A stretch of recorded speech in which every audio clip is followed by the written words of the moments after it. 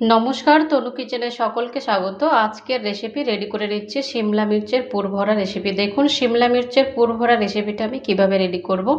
এখানে আমি 2 পিস শিমলা মির্চ নিয়েছি, মাঝখান থেকে কেটে নিয়ে এরকম ভাগে ভাগ করে নিয়েছি, আর এটাকে পরিষ্কার করে ভালো করে ধুয়ে নিয়েছি।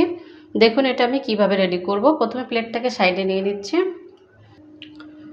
আর এখানে একটা পাত্র নিয়ে নিয়েছি, আর এই পাত্রের মধ্যে 5 পিস আলু নিয়েছিলাম, আলুটাকে সেদ্ধ করে নিয়েছি। এবার আলুটাকে আমি কাঁটা চামচের সাহায্যে ভেঙে নিচ্ছি।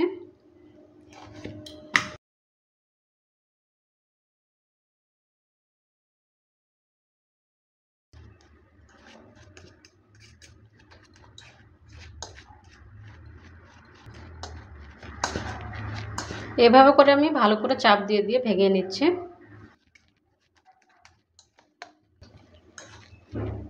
চাপ দিয়ে ভালো করে ভেঙে নিয়েছি। এবার দিয়ে দিচ্ছি 2টো লঙ্কা কুচি, মাঝারি সাইজের একটা নিয়েছিলাম পেঁয়াজ কুচি, কিছুটা দিয়ে দিচ্ছি ধনেপাতা কুচি, আর এখানে নিয়েছিলাম চীনাবাদাম ভাজা, এটাও দিয়ে দিচ্ছি। এটাকে ভেজে নিয়েছিলাম আর চোচাটা ছাড়িয়ে নিয়েছি। হাফ চামচ দিয়ে দিচ্ছি আমচুর পাউডার, হাফ চামচ দিয়ে দিচ্ছি ধনে গুঁড়ো, হাফ চামচ লবণ, আর দিয়ে দিচ্ছি হাফ চামচ জিরার গুঁড়ো। এটা ভাজা জিরার গুঁড়ো। সব কিছু দেওয়ার পর এবার ভালো করে মিক্স করে নিচ্ছি চামচের সাহায্যে।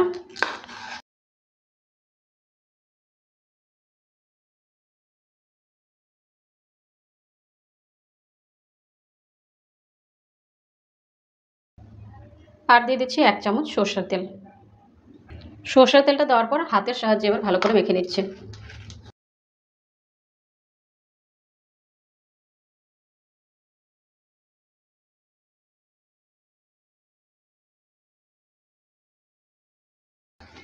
মাখানোটা আমার হয়ে গেছে।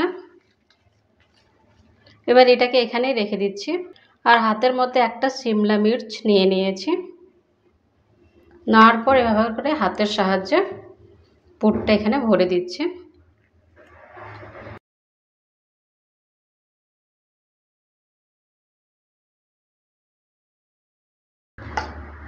যারা শিমলা মির্চ খেতে পছন্দ করেন না তারা কিন্তু ভিডিওটা দেখে বাড়িতে অবশ্যই একবার ট্রাই করতে পারেন। খেতে কিন্তু ভীষণই টেস্ট হয়।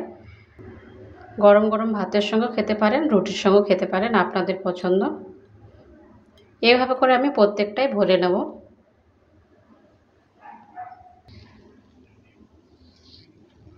সম্পূর্ণটাই রেডি করে নিয়েছি। এবার প্লেটটাকে সাইডে নিয়ে নিচ্ছি,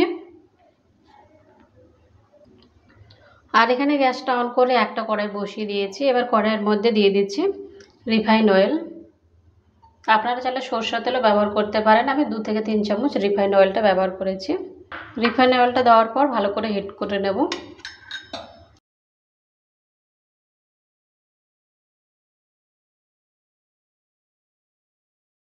রিফাইন অয়েলটা হিট হয়ে গেছে। এবার শিমলা মির্চগুলো ওখানে দিয়ে দিচ্ছে,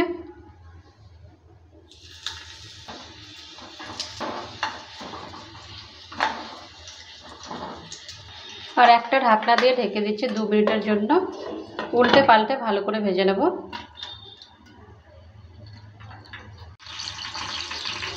2 মিনিট হয়ে গেছে, ঢাকনাটা তুলে নিচ্ছে। ঢাকনাটা তুলে নেওয়ার পর এবার উল্টে দেব। আস্তে করে উল্টে দিতে হবে।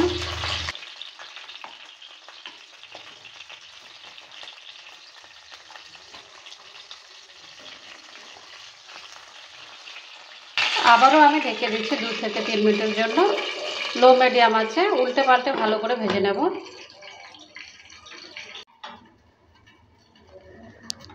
2-3 মিনিট হয়ে গেছে, ঢাকনাটা তুলে নিচ্ছি, আর মাঝে মধ্যে নেড়ে চেড়ে নিয়েছিলাম।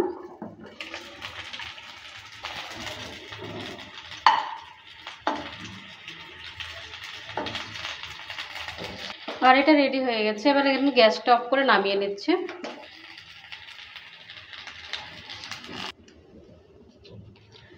শিমলা মির্চ পুর ভরা রেসিপিটা রেডি হয়ে গেছে। আপনাদের এই রেসিপিটা কেমন লেগেছে? ভালো লাগলে অবশ্যই কমেন্ট করবেন।